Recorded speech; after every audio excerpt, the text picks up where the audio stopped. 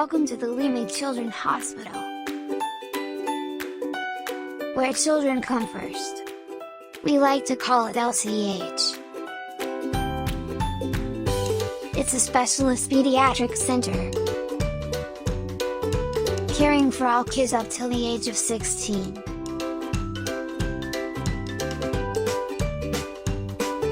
We are located right here in Wuse 2, Abuja. We have a remarkable sensitivity to children's needs, that is what stands us out. We are specialized in neonatology, with our state-of-the-art neonatal intensive care unit. We are also a general pediatric hospital. Technically, limit children in children. So just sit back and enjoy the ride. My name is Dr. Mwala Gabriel. I'm Dr. Chikwendoju from Limit Children's Hospital. Okay. This overview of our hospital.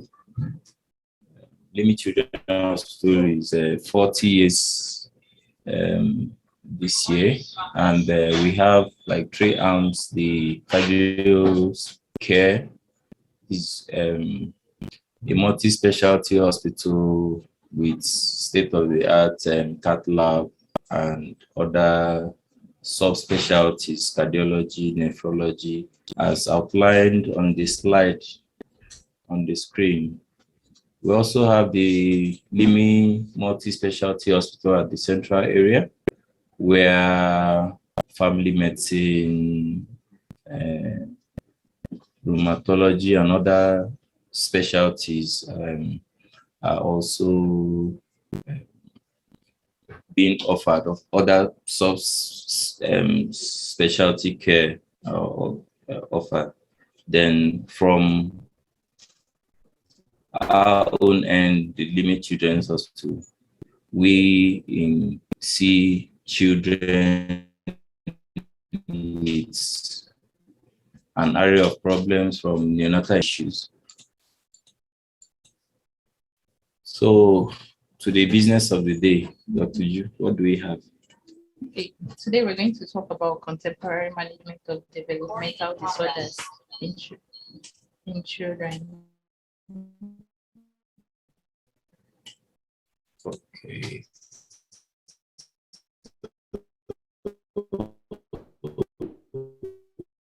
It's our belief that by the common developmental disorders in children, understand what are the underlying causes, as well as being able to manage or just offer some basic management modalities, and as the case may be required, refer early for prompt intervention. We're working with this outline as stated. Okay, so we'll start with a case vignette of one of the children that we've been able to manage here in Living Children's Hospital. Jo is an 18-month-old male infant who presented to our facility with complaints of delayed milestone. Child was only able to gain neck control at 6 months of age, had delayed other gross milestones like sitting, crawling, standing, which were achieved at 10, 12 months and 16 months respectively. And at the time the child presented was yet to walk. And the physical findings basically reviewed a well-nourished child that was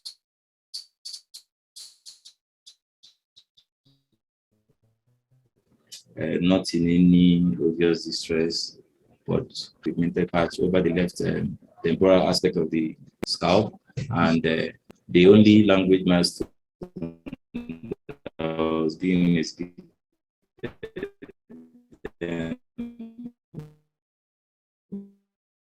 just quick. I just want us to have the underlying etiologies of the way you approach the treatment modalities for this condition.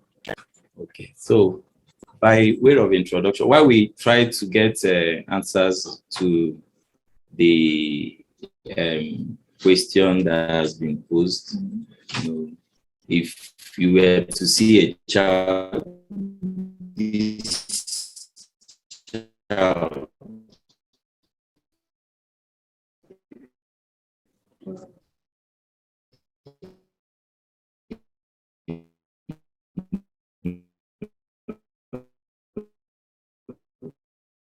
present to you, what would you be underlying this mental and normally, be it cognitive, behavioral, psychosocial, or adaptive challenges in the growing child?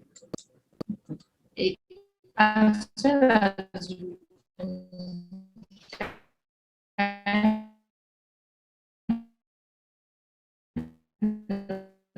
like what is the disruptions of weakness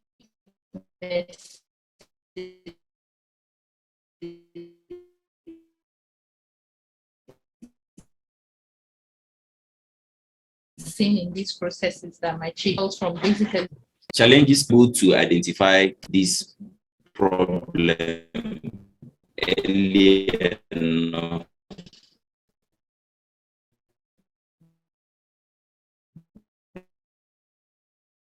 and we'll be able to offer some intervention and, you know, ensure children, like the index we presented,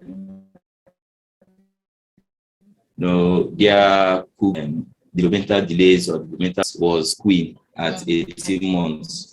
One would have expected that this child should be babbling at least, you know, should even be, you know, at least having like one monosyllabic or maybe disyllabic words and all that.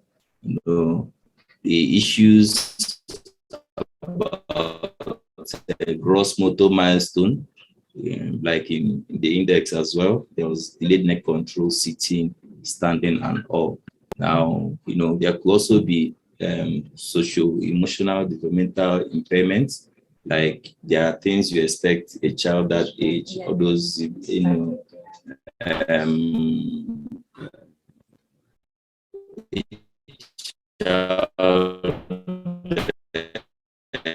being attached to the mother, to know when, if the child gets to a familiar environment or an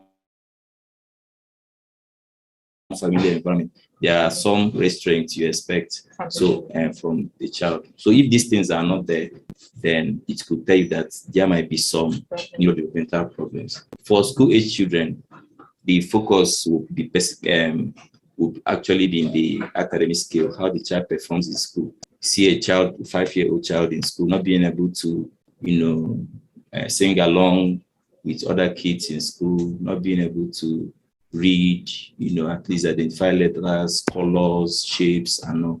So by the time you see some of these academic skill impairments, just know that the child might actually have some form of neurodevelopmental challenge. So we're actually looking at the core domains now of neurodevelopmental disorders.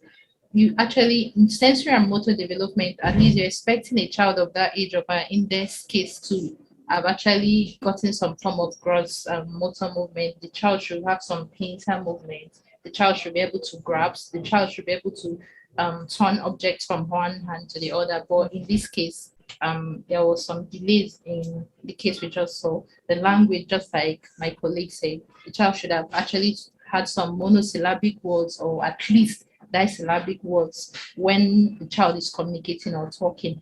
Then for perception, at least a baby, like he also said, a baby should be able to say that, okay, like running to the mother, or when you see the mother, hugging the mother, or trying to reach out to the mother to be carried. Memory, the child should be, okay, this is my house, maybe you're coming back home, and the child should be able to recognize, to climb upstairs to know that, okay, we're back home. And attention, I should be able to tell a child, hey, come and sit at that particular age, and the child walks towards you. Those are the things we're actually looking out for. And when it's not there, we're actually looking at, okay, there's some form of underlying conditions here.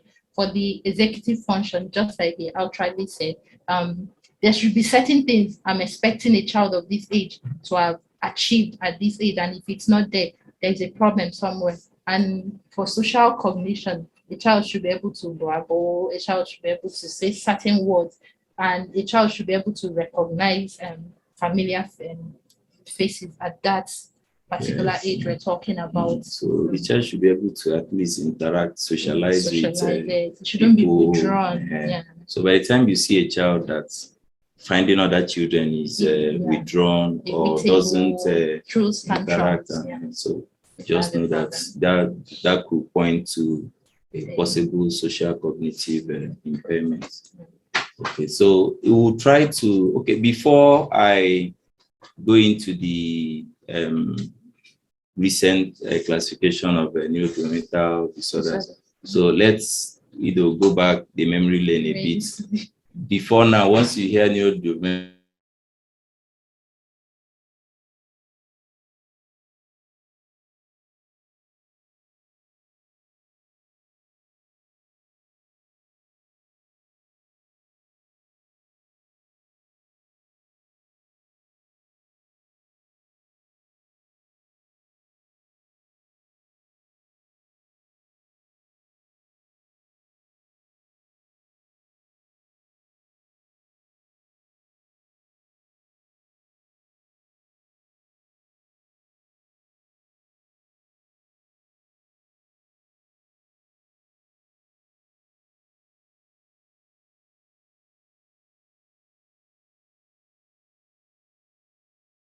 sorry for the break in transmission. Okay, so recently DSM-5 has identified the mental disorder as academic disorder as part of the mental disorders, with emphasis on these specific learning disorders, impairments in reading, written expression, and mathematics. So these are the things that will point to a child with some form of mental disorder. So if a preschool child shows any form of impairments in reading, written expression, solving some, arithmetic issues, just know that the child might need some form of help. Okay, so these are the other things that I've also can see the ADHD, how it overlaps with, these neurodevelopmental disorder. But if we look at the learning problems, learning issues, then it will help us capture more of these spectrum, the spectrum of neurodevelopmental disorder, not just narrowing it down to the few problems that before now we used to take as the only children with neurodevelopmental problems. So we're actually looking at the epidemiology now. There's actually no prevalence or predilection when it comes to neurodevelopmental dysfunction. However, recently it has been estimated that for learning disorders, they range from 3 to 10%, just like the same frequency of what we have with attention deficit hyperactive disorder. Because of the classification, just like I said, the classification are varied, so there's no specific, or there's no particular classification. I think that's what led to this ability not to be able to estimate the particular percentage of these neurodegenerative disorders, disorders. Okay, so a number of issues will take the underlying causes, so that in the course of our seeing, patients on, in our day-to-day clinics on the wards, we should be able to identify those that might be at risk of neurodevelopmental delay. So from the inherited disorders, like the index had a hyperpigmented patch, on the left temporal aspect of the scalp, that could point to an underlying structural brain problem.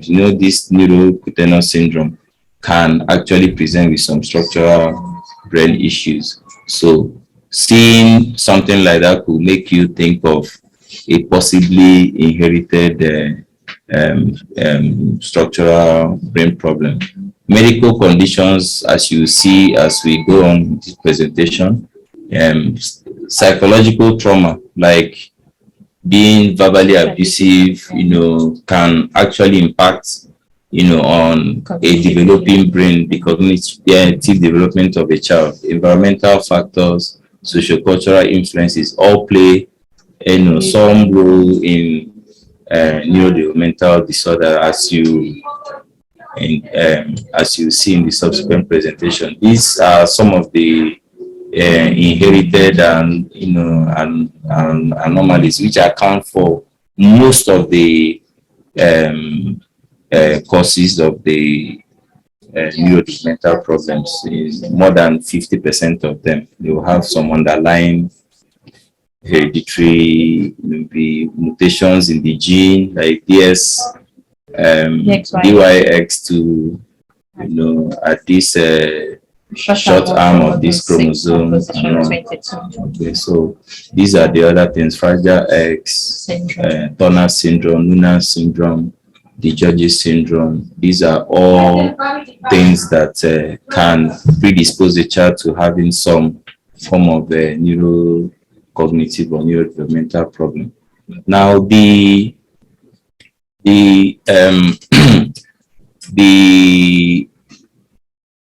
the children with the Georges syndrome can actually have a progressive involvement of all the different domains of their cognition, from visuospatial processing to attention to working memory to verbal learning, arithmetic, and language. So that's why you have the degree of intellectual disability in them, because of how their the alteration or the changes in their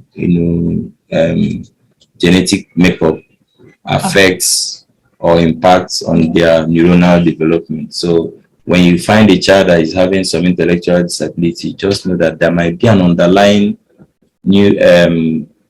neuronal problem which has impacted on almost all the domains of the child's cognition.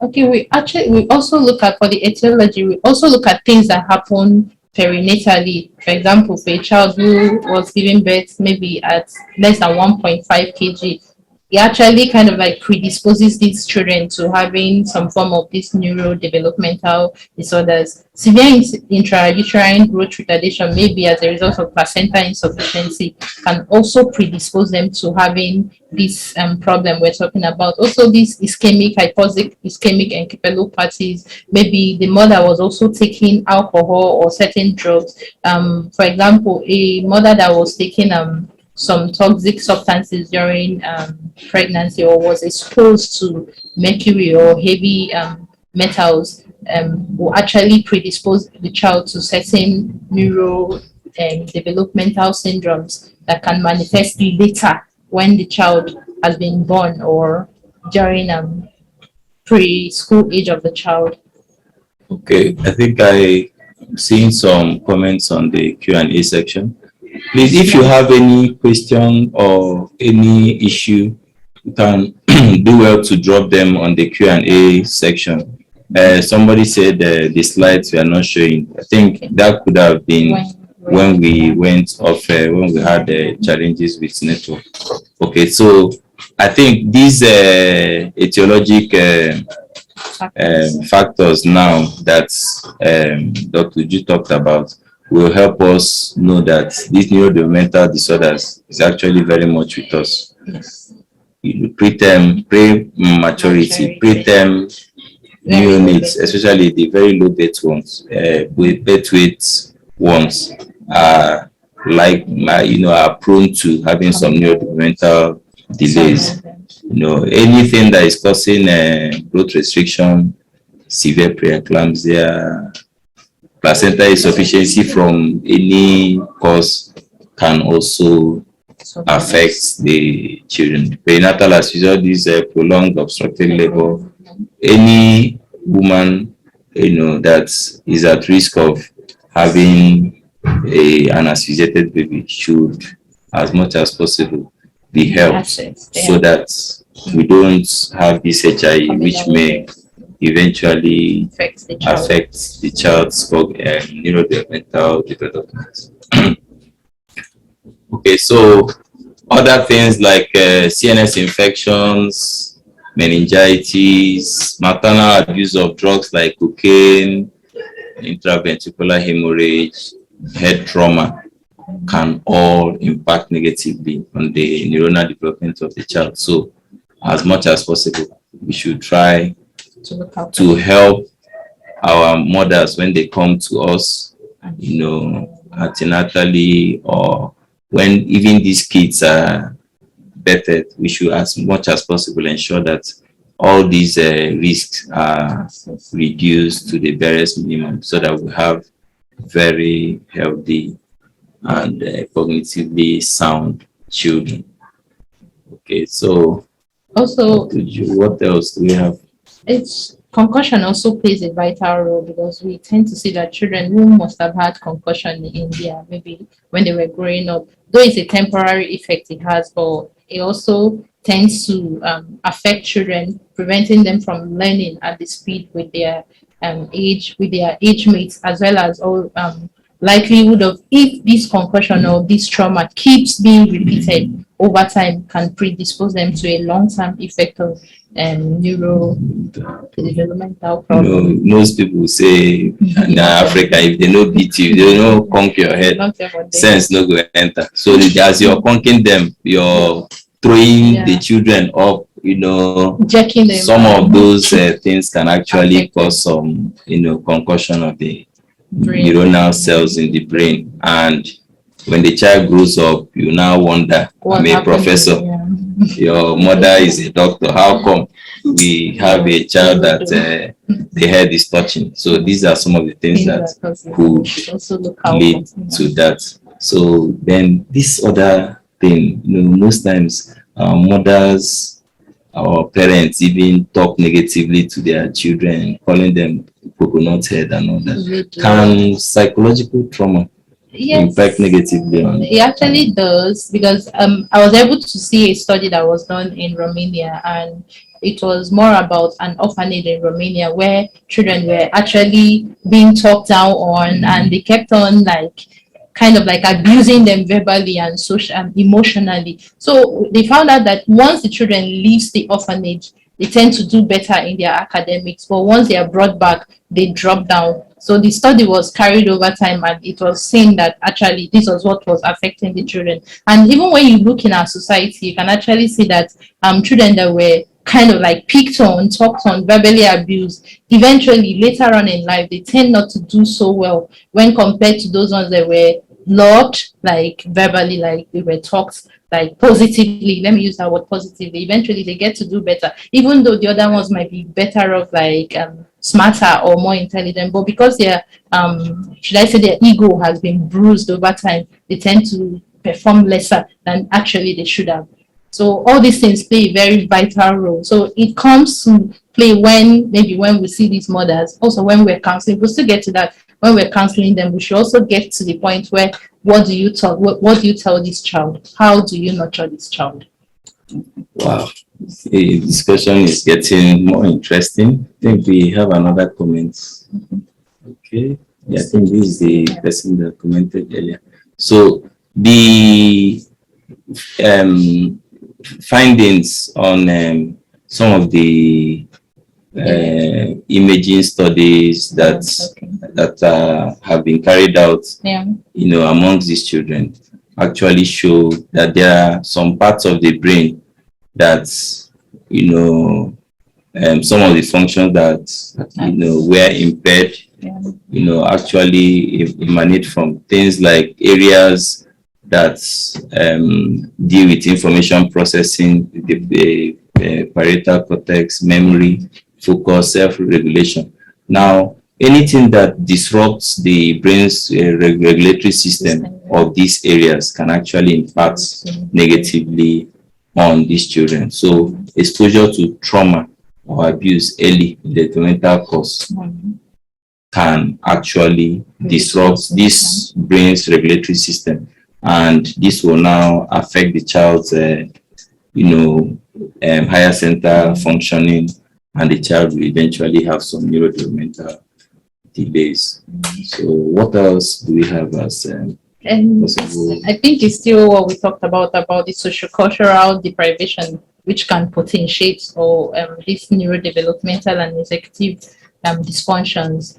That's just the numerous studies have indicated that parents and caregivers executive functioning impacts the development of these executive functions in offspring. So I think we can do better. Even us, Of course. the listeners, can do better. We should, Talk try positive. to act better, because people that you talk down on, people that you verbally or emotionally abuse, can actually perform less than Yes, they is should have ideal done for them. Maybe, who knows, some of these people could have been geniuses and all that, if not for some of the verbal insults or assaults that we've been getting from this. So I wouldn't want us to dwell so much on the pathophysiology. These, also point to different parts of the brain that, where the insults occur, and reflective of what we now see in the patient. Those that have the insults in the parietotemporal or spatiotemporal regions of the brain, you find that they will have issues with performance, be it behavioral, or even the way they write or perform some tasks, reading difficulties and all that. And all the studies that have been done also followed that same line to show that different parts of the brain that got involved in the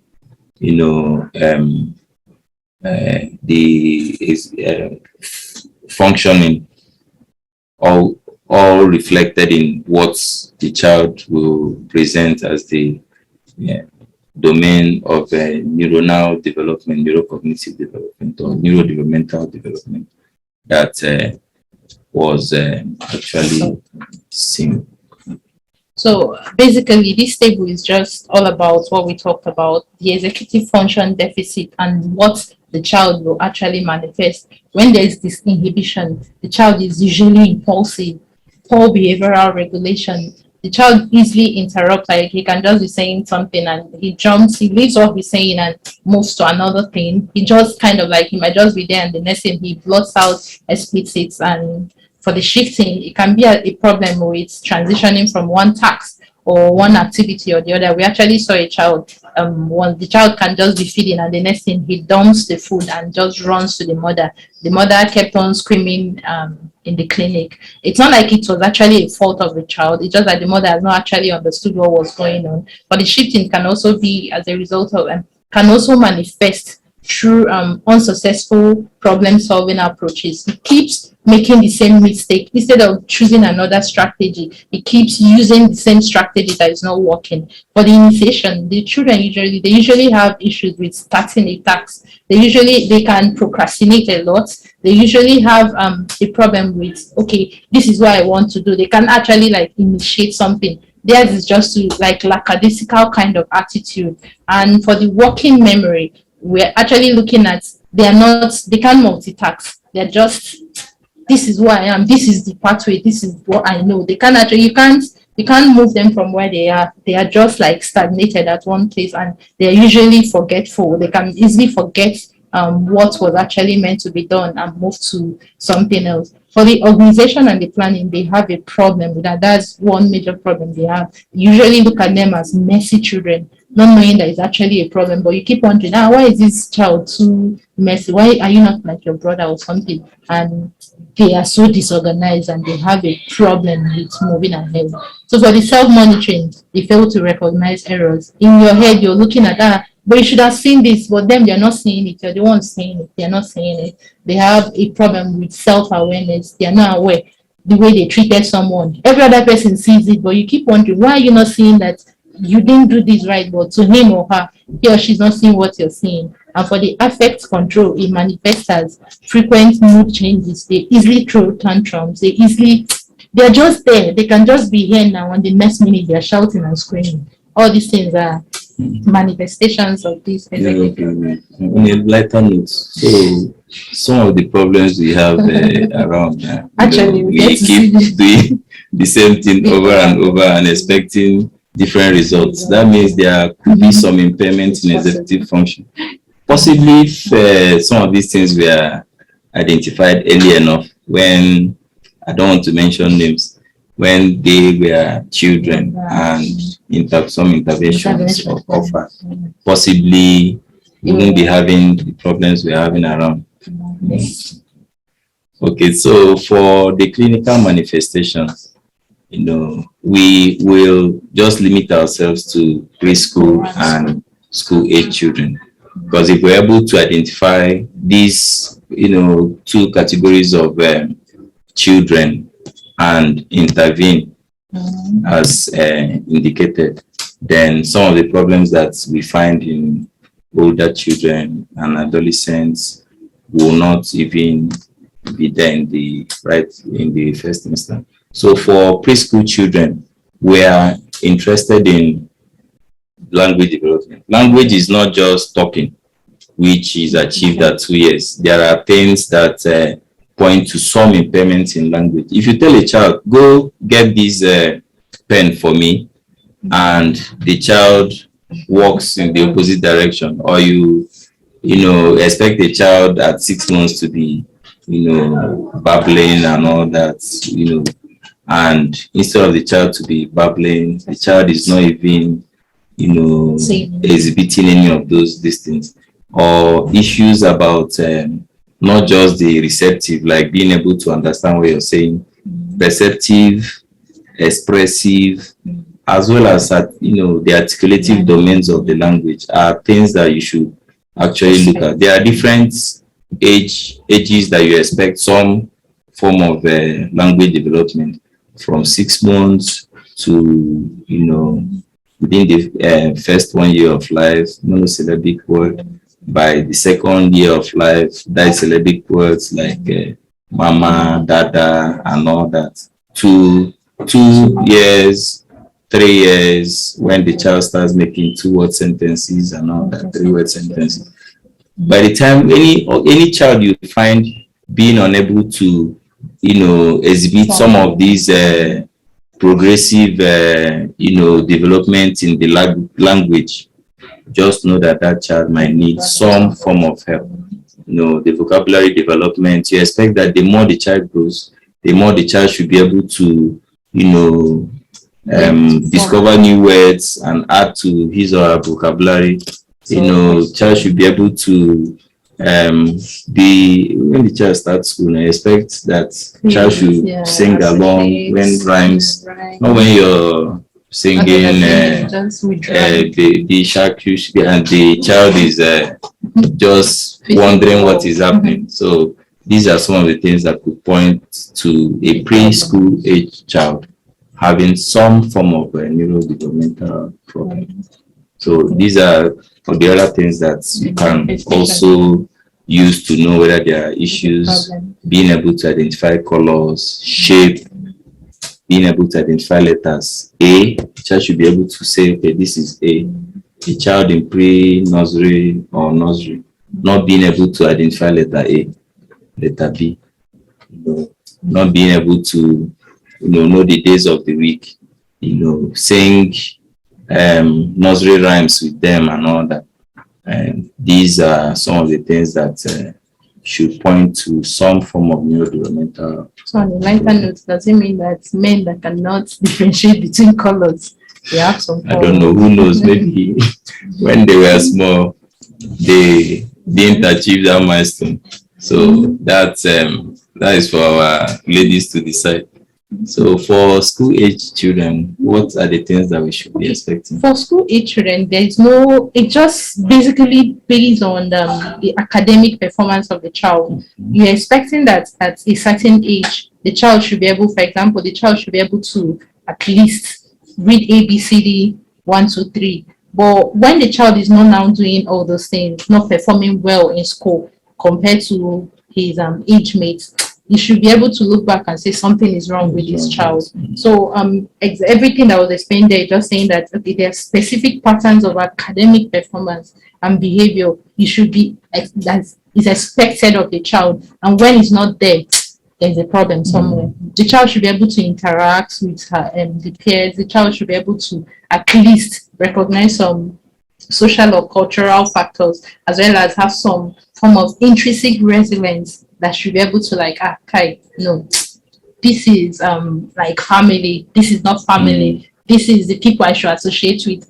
A child shouldn't be going to school and eventually just goes to school and doesn't associate with anybody. That's how to kind of like decipher when there's a problem with school age children. Children with ADHD, for instance, they have issues with social interaction, having a kind of stereotypical way of playing and all that. So by the time we find a child that is withdrawn, when the child is angry, bangs the head on the wall and all that, just know that that child might have some neurodevelopmental problems. So these are the other things that could also be strong pointers to cognitive impairments. Now, fine motor control is very, very important. These pincher graphs is what we use to assess the fine motor development. So a child that's between 6 months and 8 months is not able to hold a pen, in between the thumb and the index finger. It might point to some cognitive problem. So attention and developmental regulatory weaknesses can also help you know that this child, a child that's when the child enters an unfamiliar environment, instead of sitting still and observing, child runs all over the place and all that, and just know that something might be going on. So these are the other things.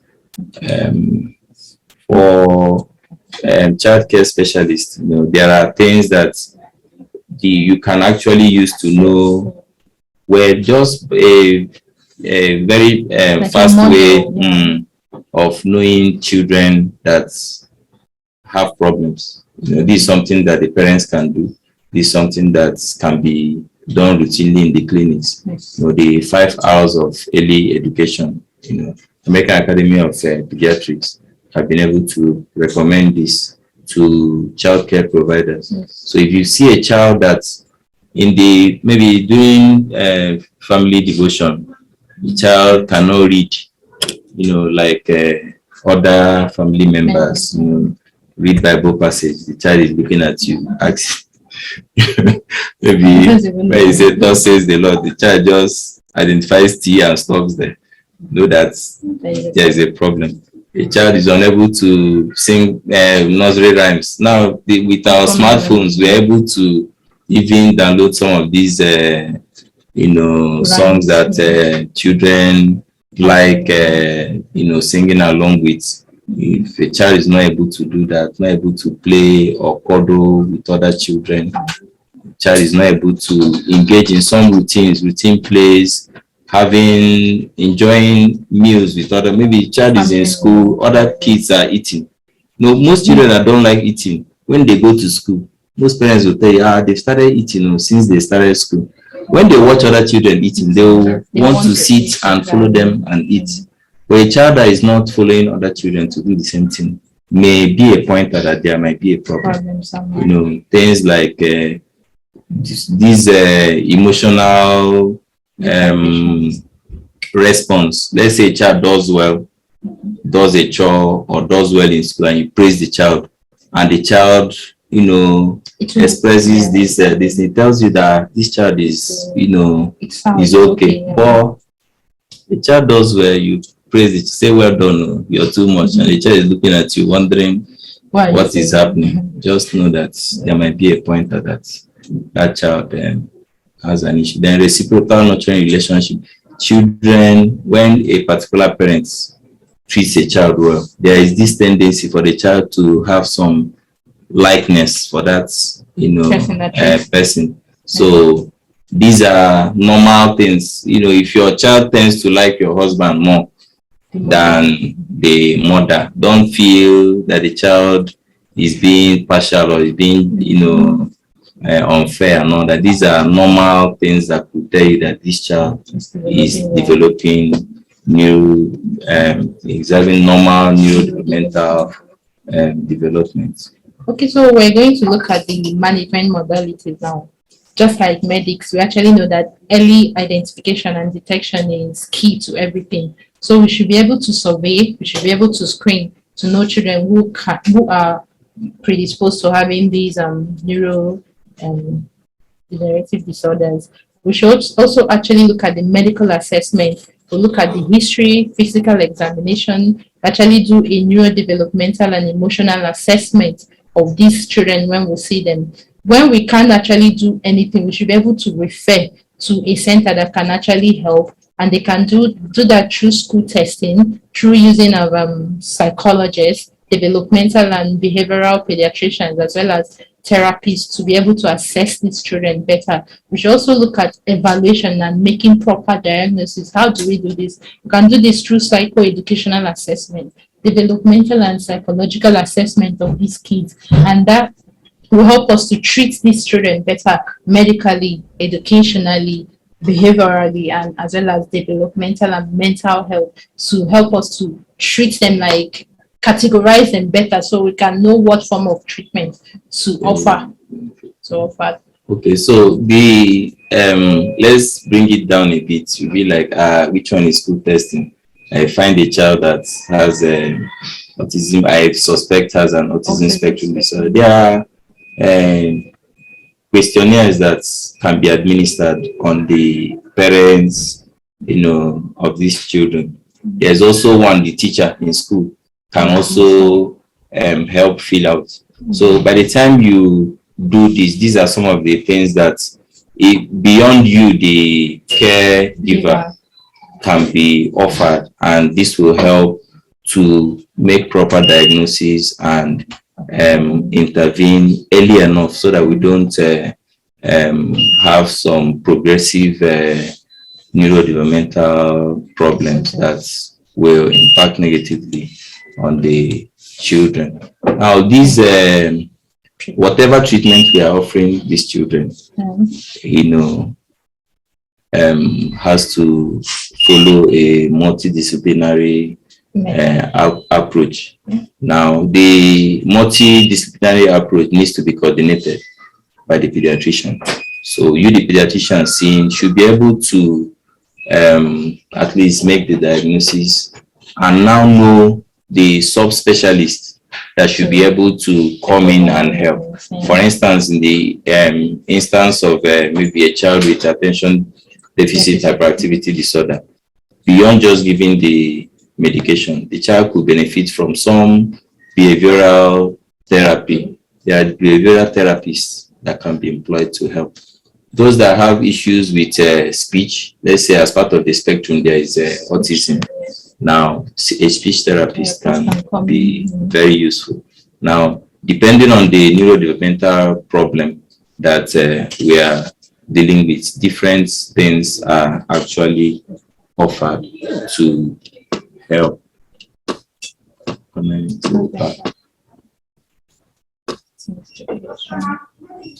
Okay, so there were other things I wanted to talk on the previous slide. The most important thing that the caregiver can offer them is what we call demystification. If a mother comes in worried that the child is not developing well like other children, one of the most important things that to do is to try to break down what the child is going through to the child, to the mother. Try to reassure the mother that this special child might have some delays in the development. A child that had perinatal asphyxia may not gain neck control like other children. Net control might still be achieved, but it might be delayed. The child may not be as sharp as other children in school, but can still catch up, at his own pace.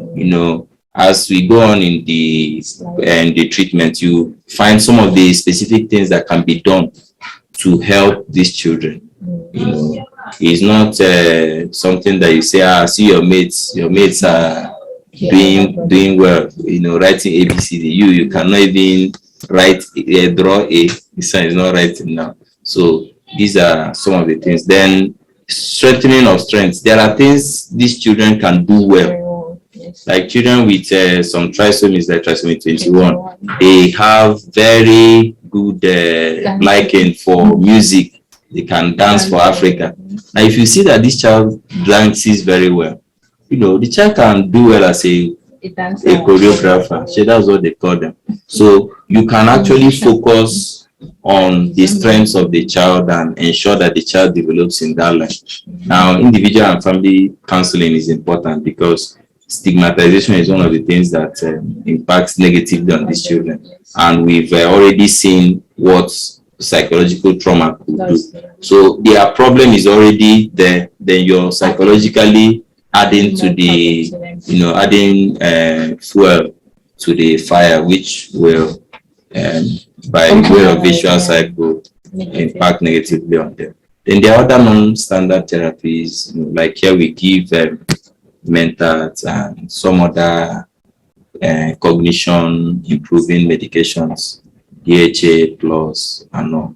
These have shown promise, in some literature, and we are using it and it's working for us. So whatever works for you as an adjunct, should also use them.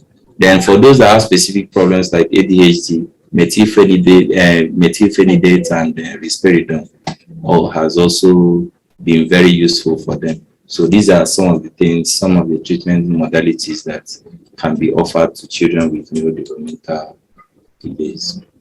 Okay, just like we talked about the etiologies, the different causative factors. So depending on what's actually bringing about these neurodegenerative problems, can actually look like if it's an infection has a very favorable outcome because once you eliminate what's bringing the problem, the child will be better off and will live a better life.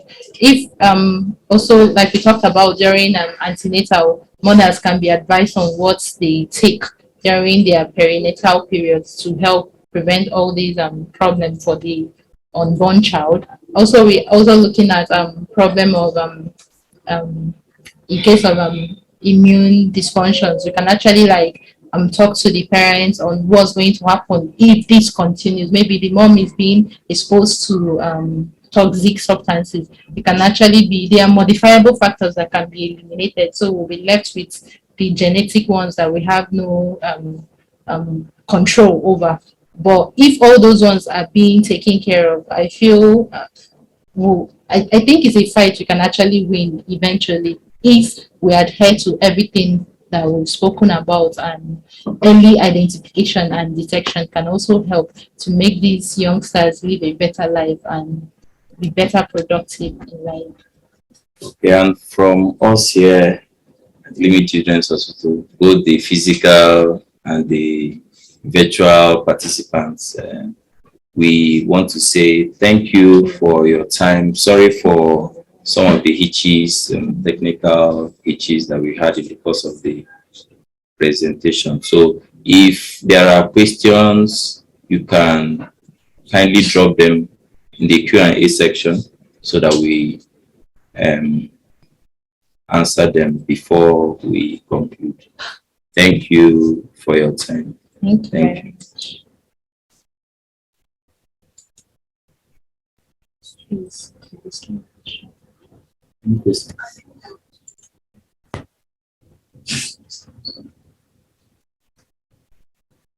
Questions? Is it that two things? It's okay. Somebody has asked a question.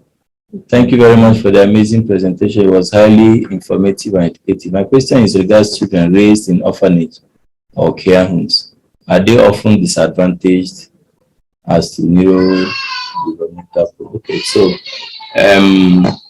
Okay. Can we please get the slides? The frequent breaks. Okay, definitely. Okay, so let me answer the question we have in the Q&A section. Children raised in orphanages. Now, an ideal orphanage should be able to. The essence of taking a child to an orphanage means that the parents are not there. Yes. So a child in an ideal orphanage should be able to get that psychosocial support that the parents would have offered the child if the parents were to be there. But some of the things we have around here are nothing to write home about, so we can't really call those orphanages, as it were. It's just nomenclature. So children that are raised in environment that impacted negatively on them psychologically can actually affect their neurodevelopmental functions. So for the slides, we'll definitely send the slides to the email that you registered for the webinar with. Okay. Okay. Yeah, thank you for the presentation. What do you have to say about special diets because mothers come to say they've read maybe glucose restriction, gluten-free diet, so much. What do you have to say about it? Okay, so for children with ADHD or autism spectrum disorder, there have been studies to prove that some processed food like all these soda, what we call mineral, in our environment, soft drinks, actually affect them. So they are advised to restrict some of those things. Then there are some gluten containing food that also affects. There are studies to show that some of these food affect these children negatively. So it's advised that some of these things be avoided because it will help to help these children to actually develop better if those risk factors are eliminated. And I also think diet plays a very vital role because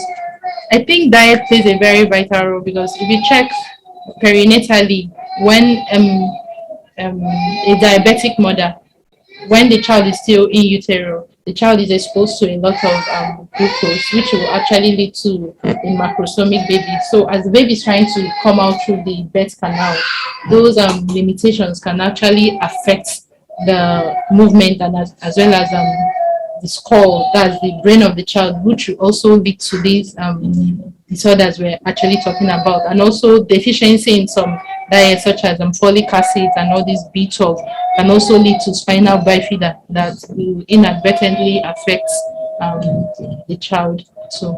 So it's advised that. So the other questions here on the chat box is to what extent can we go in managing children with neurodevelopmental dysfunction? Okay, in Living Children Hospital, we actually have a developmental clinic that runs on Fridays. So we have a pediatric neurologist. Okay, we actually have two pediatric neurologists that handle children with developmental disorders, and we've been having some very good outcome. In fact, there were children that were not able to do some certain things before they came to us. They've gone to other places, and by the time we were able to see them a couple of times, some of those milestones were achieved. Things like speech and all. We equally have speech therapists and other people that saw specialties that help in the multi-specialist management of these children. So we have a good number of them. Our neurodevelopmental clinics are quite busy, and they busy because of the response or how good our neurologists are. Thank you very much for the presentation. Please, concerning Montessori style education, has it been proven to aid children with cognitive impairment? Yes, I agree strongly that Montessori style of education helps.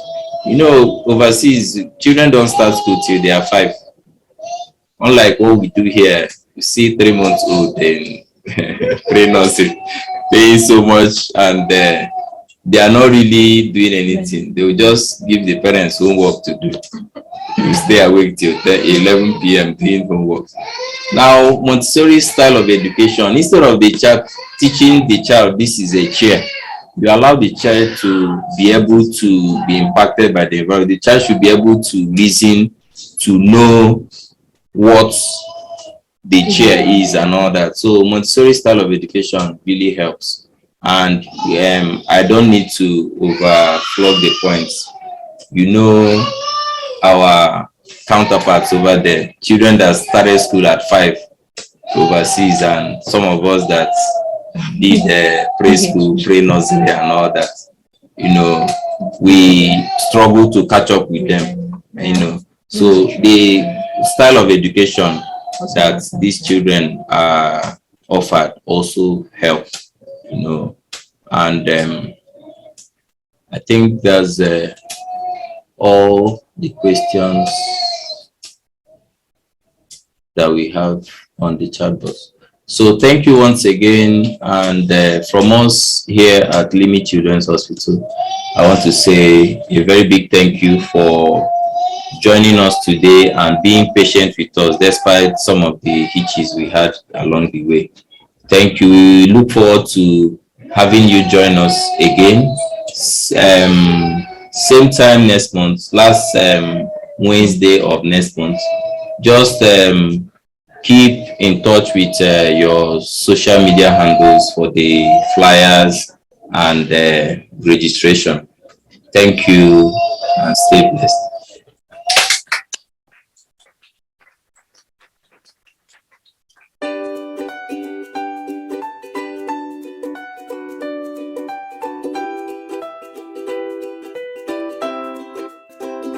Welcome to the Lime Children's Hospital,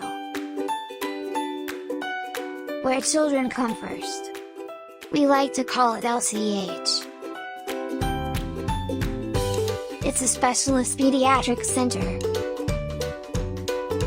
caring for all kids up till the age of 16.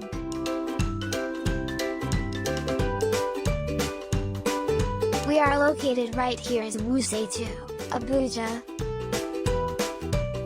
We have a remarkable sensitivity to children's needs, that is what stands us out. We are specialized in neonatology, with our state-of-the-art neonatal intensive care unit. We are also a general pediatric hospital.